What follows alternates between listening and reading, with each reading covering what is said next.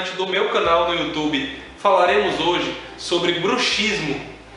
Bem, o bruxismo apresenta alguns sintomas clássicos: dores de cabeça ou acefaleia, dores musculares na face, o apertamento dental, a diminuição dos espaços entre mandíbula e maxila, o apertamento dental causando muitas vezes aí o desgaste dental, que para mim como dentista, não desmerecendo aí os outros sintomas, mas para mim é um dos principais sintomas, o desgaste dental.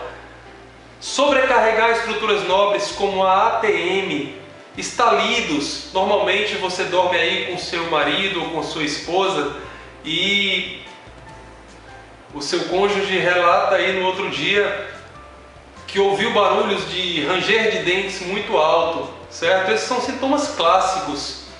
Bem, uma vez com bruxismo, procure o seu dentista. Quais são as causas principais do bruxismo? Normalmente a causa principal é um fator emocional. Você deverá estar passando aí por um momento de estresse na sua vida, alguma decepção amorosa, alguma decepção na vida, tá certo? Por isso que é importante que nós tenhamos aí boas relações na vida, no trabalho, com a família, para que não tenhamos uma sobrecarga emocional muito forte. Esse é o fator principal do bruxismo.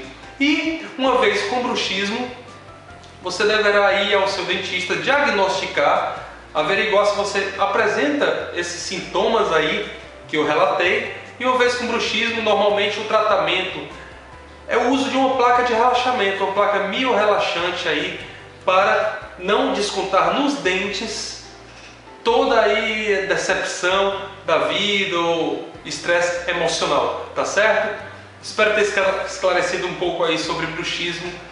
Não se esquece de dar um joinha nesse vídeo se você gostou.